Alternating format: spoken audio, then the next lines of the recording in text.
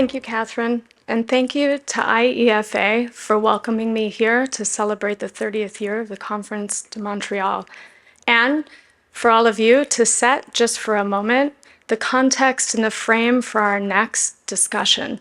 The theme this year of leading in an accelerating world is best put in the context of healthcare to the two gentlemen who will conduct a great discussion next on crisis-proof governance. These two gentlemen are leaders in the field of healthcare, one that I take deeply seriously and have dedicated my career to.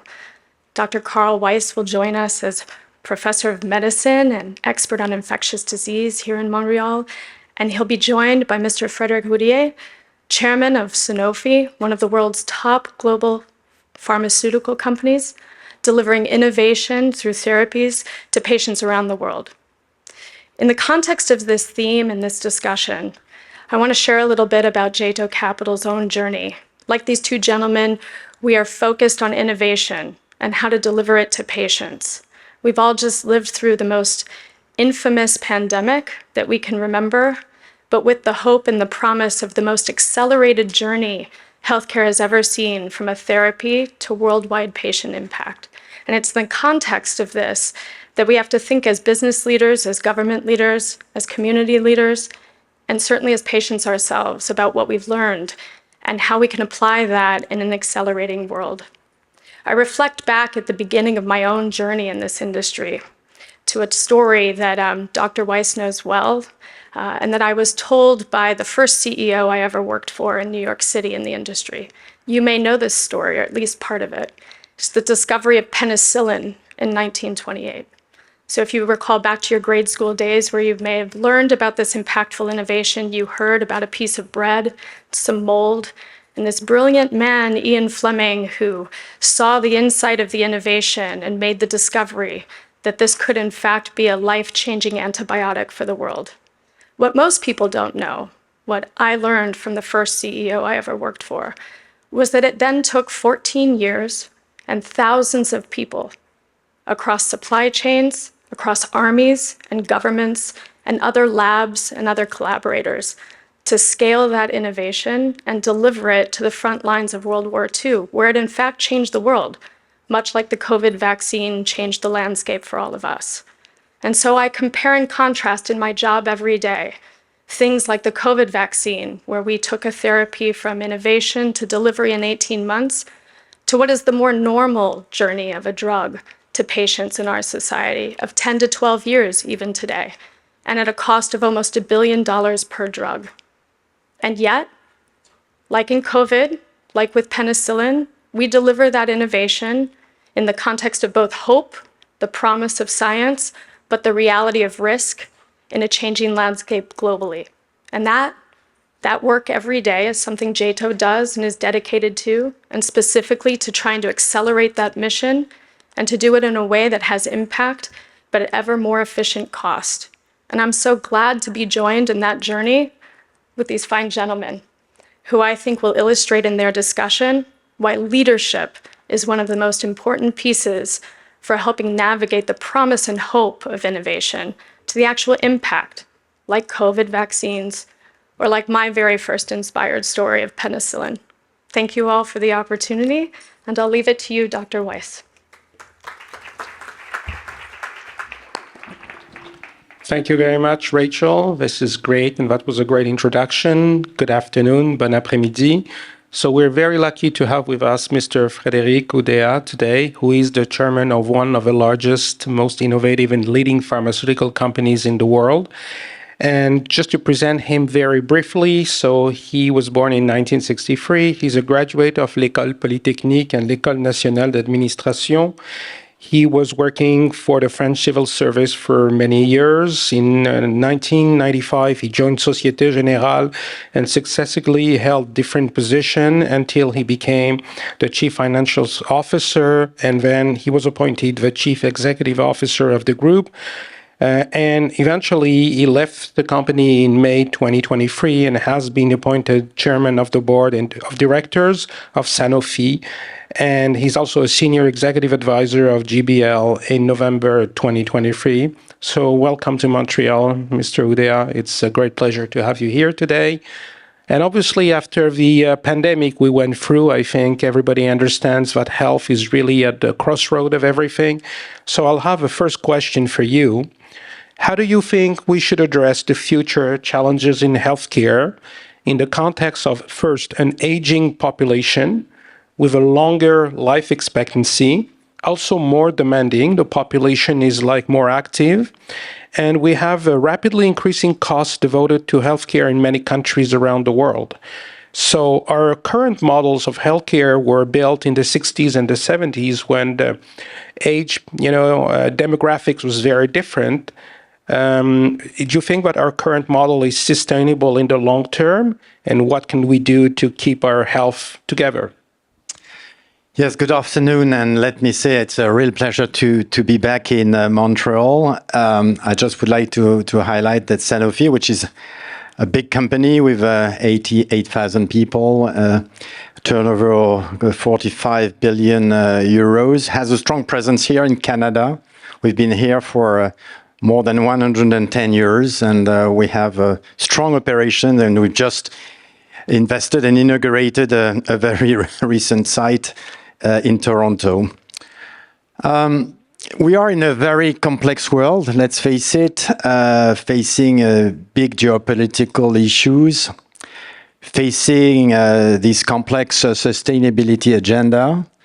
But I think you're right to highlight perhaps a challenge which is a little bit underestimated, I must say. We talk a little bit about this, which is effectively the sustainability of our healthcare system, because again, it's going probably structurally to cost more and more. And as we all know, as you've mentioned, with an aging population, with public finance in many countries, which are under pressure, or anyway, a potential pressure on the consumer. If you think about a system like in the US, which is more dependent on private insurance, it's going to be difficult. And let me just remind you that roughly health cost is between 10% on average, probably in the OECD, to 12-13% in countries like France and Germany, and even close to 16, as far as I know, in the US. So it's structurally, if there's no control of that, this percentage should increase.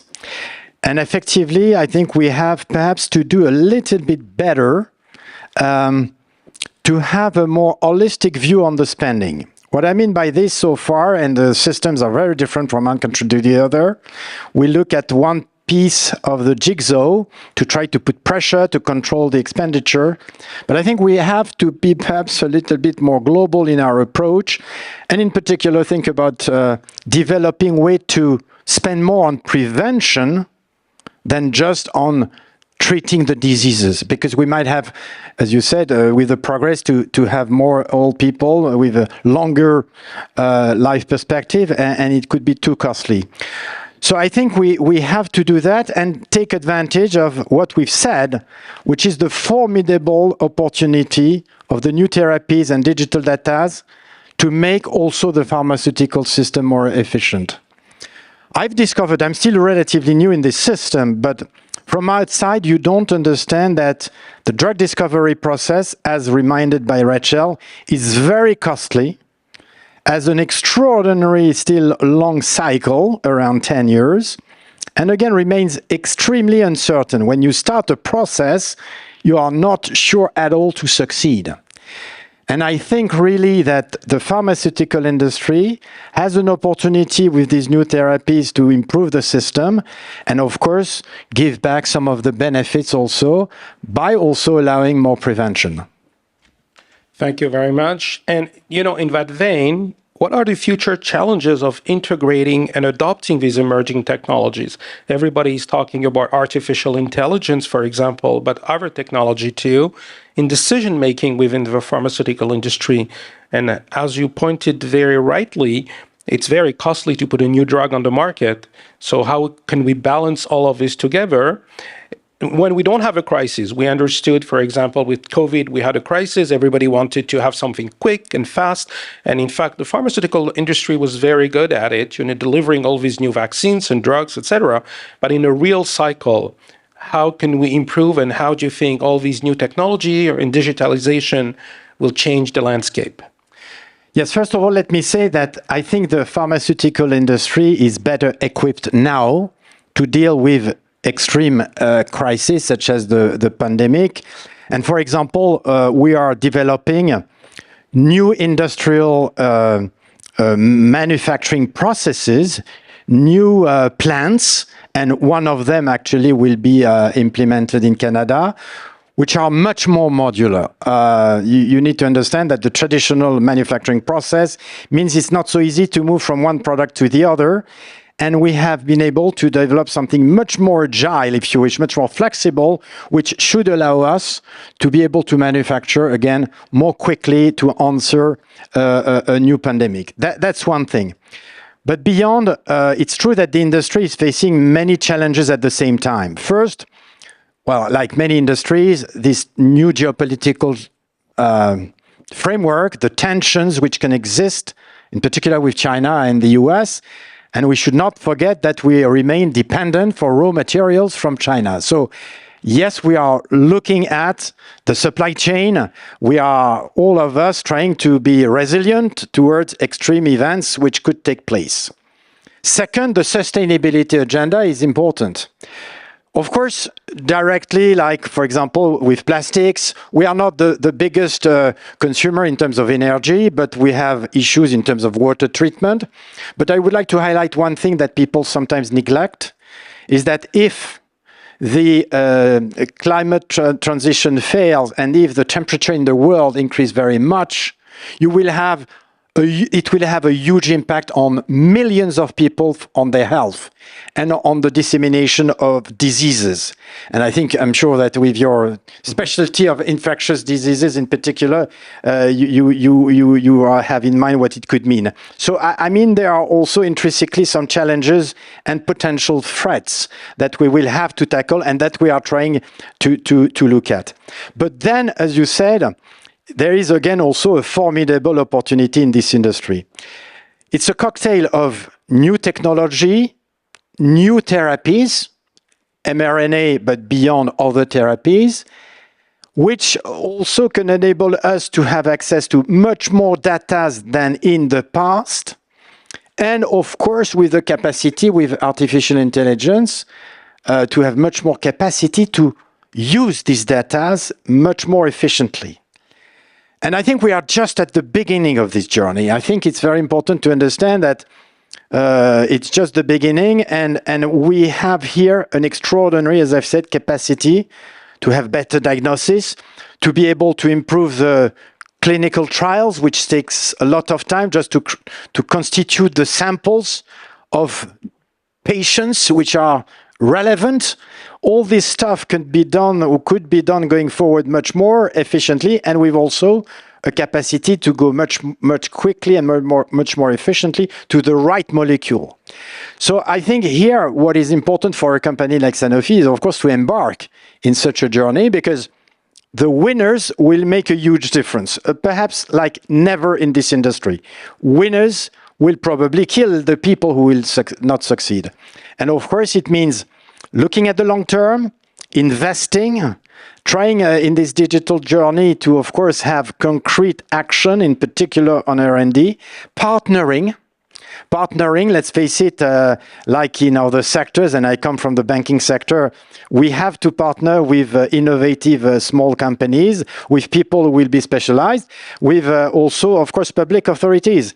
And I think that there is something that the public authorities could do is, of course, help to have access to data which are consistent in their structures, because that will remain, of course, an issue. The fragmentation of the data will be important and an obstacle to use the data. And this sector, just to conclude, the paradox, if you wish, we are facing a more and more fragmented world in a sector which, at the end of the day, in my view, is intrinsically global. The diseases that do not have boundaries. The disease here of someone in Canada and France, it's not that different, and you could use the same data. So I think it's an area, it's a sector where hopefully some coordination between countries, despite the situation, could help a lot to help then the industry to seize the opportunity. Yes, and I think you summarized this very well. Bacteria and viruses don't need passports to cross borders.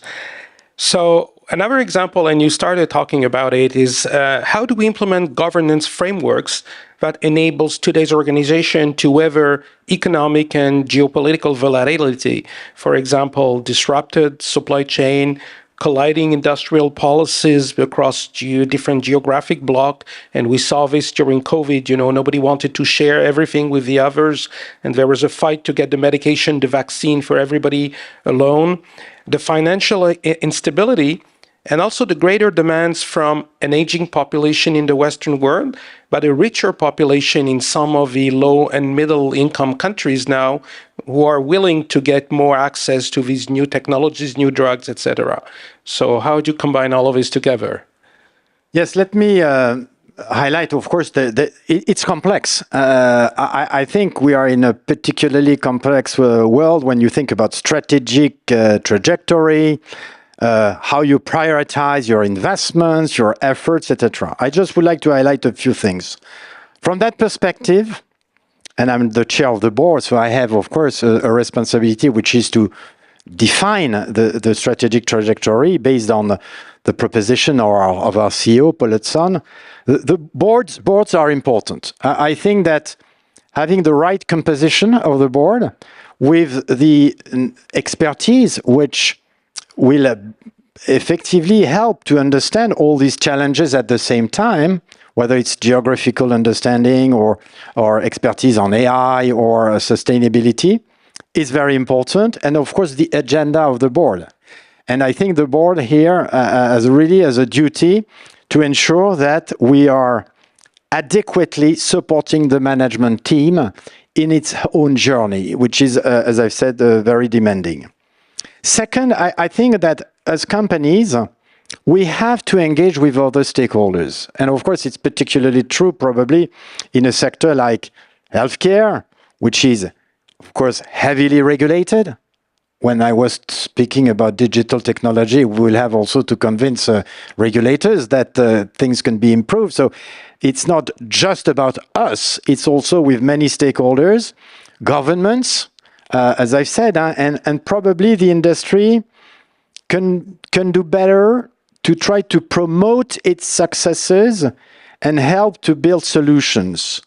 The industry does not have such a good image. It's an industry which is seen sometimes as having high margins, depending on public finance. There have been some scandals which have tarnished the reputation of the industry. But at the same time, as you said, on the pandemic, thanks to the discovery, we have perhaps saved the world. Imagine if we did not have the vaccine, the impact on our economies. I can take another example, which is a smaller one, but I'm very proud about it. Sanofi has been able to develop and sell a product which is not a vaccine, which is called Beyfortus, but which helps to prevent the bronchiolitis for toddlers. By doing this, we are alleviating the burden on the hospitals, which used to have to deal with urgent care for thousands of toddlers, which is an enormous cost of the system. So just by something like this, which helps to have 80% of the toddlers not having this disease, that's a real benefit to the economies. So I think that we have to promote probably better our successes and explain with the governments, the public authorities, the regulators, how innovation can effectively overall find solutions to extreme diseases which are destroying families with an extraordinarily positive benefit, but at the same time with controls on the spending. And I think we need to do more than we have been doing with, as I've said, this holistic approach of the system rather than a fragmented one. This is very interesting, to have like a global approach where you tackle something which is very important, health. And in that perspective, can you share you just did one, but can you share other examples on how Sanofi has leveraged disruptive event, it could be COVID or anything else. And I know that your company is heavily involved around the world in vaccines and some of the antibiotics and doing great things in that area to drive innovation and strategy growth. And how companies in other sector identify and seize such opportunities like you do in the pharma business, which is a very dynamic and changing world at a very fast pace. Yes, first let me highlight that a pharmaceutical company in terms of innovation depends fundamentally on its R&D. It's really the core. And in practice, for Sanofi, it means spending 7.5 billion euro spending a year. So it's big money, as I've said, with at this stage this long cycle uncertainty. The innovation today is really a cocktail of internal expertise, and you need to have a minimum of that, but of course, also having the capacity to access to innovation, which is in the universities, is in the biotech world. A lot of the innovation today in this sector comes from small and agile companies, which are able to develop or have the first steps of the development of a drug, but of course, which do not have the overall infrastructure in terms of development and commercial capacities of a company like Sanofi. So a lot of the innovation capacity relates to the capacity that we have to select the right acquisitions and, of course, integrate that in our pipeline and carry on with the process of development, clinical trials. On the digital side, as I've said, a lot will be also with partnership. There are companies today who are able to access, and we have put, for example, money in their capital to help them to grow. To access, it's a company called Okin, which is able to access data in hospitals across the world with high reputation, without transferring the data, but effectively trying to capture the data and extract what they need to help then to have access, as I've said, to a universe of data that is much wider and much more interesting than if we had to collect separately the data in each hospital.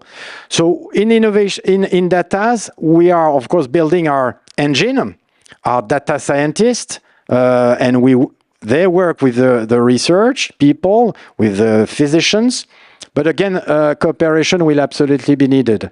And I was just discussing with the premier of Brunswick region. When you think about, for example, in Canada, still the fragmentation between the regions, you could imagine a public effort also on the data to help to share more, which would be a support for the industry, and we could imagine to cooperate.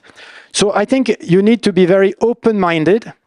I think it's difficult for physicians after, I don't know, tell me your own experience, but after 10 or 12 years of studies, to admit to a certain extent that the data usage technology will help the doctors to do even better, the physician to do even better in their own diagnosis.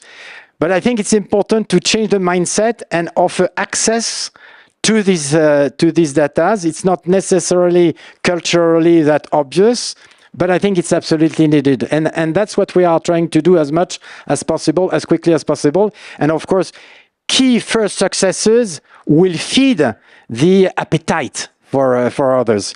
So it's a journey. Nothing can be done in just a few quarters. We need to be realistic. We talk more about a 5 to 10 year journey, but it's absolutely fundamental to embark. And when we talk about artificial intelligence, often it's considered as negative. People see that as a kind of job destruction tool. And it might happen, yes, that productivity gains will lead to job destructions. But I think in healthcare, data usage and artificial intelligence is, on the contrary, an extraordinary positive tool to do better and more efficiently in the system. And I think it should be repeated and put forward to incentivize people to move ahead with this technological agenda. You're entirely right. You know, when I teach sometimes my medical students and my resident, and I tell them what I learned in medical school many years ago is malpractice today. So we have to adapt. You're 100% right. So I have a last question for you. We still have a few minutes. And given the global nature of today's challenges from climate change and social inequality, how do you see the role of a large corporation like Sanofi that has dozens of thousands of employees around the world in many countries, bringing innovation in many parts of the world? Some parts are very rich, some parts are very poor, but you definitely have a big social role overall. And how do you see yourself into that global context? I think there's really a great opportunity for a company like us to engage. First, to do properly our job, and as I've said, to try to bring innovation to patients. Prepare also, I think, for a more frugal world. Let's face it, as we were discussing, we can't afford to pay more and more for healthcare systems. So we have a key responsibility by sizing the opportunity of this technology, as I've said, to give back to the society and optimize our own cost efficiency, because it's a way also precisely to price in the best way for the drugs. Beyond, I'm very proud that we have a foundation which is doing an extraordinary job, for example, for cancer prevention in Africa. You know, the problem in Africa with children, it's that cancer is not diagnosed soon enough, compared with any developed country. And then it leads to casualties that we could avoid. So we have a formidable program to help African countries and a healthcare system there to improve and have early diagnosis. But we have also a capacity to give access to developing countries to drugs, and including, maybe you don't know that, but when pharmaceutical companies do clinical trials, they have to also embark competitive products, and sometimes these products might be useless. And it's great that we can distribute these products, which are perfectly fine, to the countries which might lack of drugs. So there are plenty of things that we can do to help very directly with strong impacts the populations, in particular in developing countries. And as I've said, we are also at the forefront of the reflections on the impact of climate change on health. And here again, I would like to insist, if the temperature increased by 2, 3, 4 degrees, there will be massive, massive consequences on hundreds of millions of populations. And I think we need to anticipate what it can mean in many fronts, and work with the public authorities to see how we can anticipate and prevent these potential negative consequences. So I think it's very important that we engage as large companies beyond our, if I may say, own direct business interest. And in pharma, it's fantastic. Pharmaceutical, you know, the sense of purpose is obvious. Every day we treat people, we change lives. So it's obvious, but beyond, we can go beyond our most natural boundaries and do a little bit more.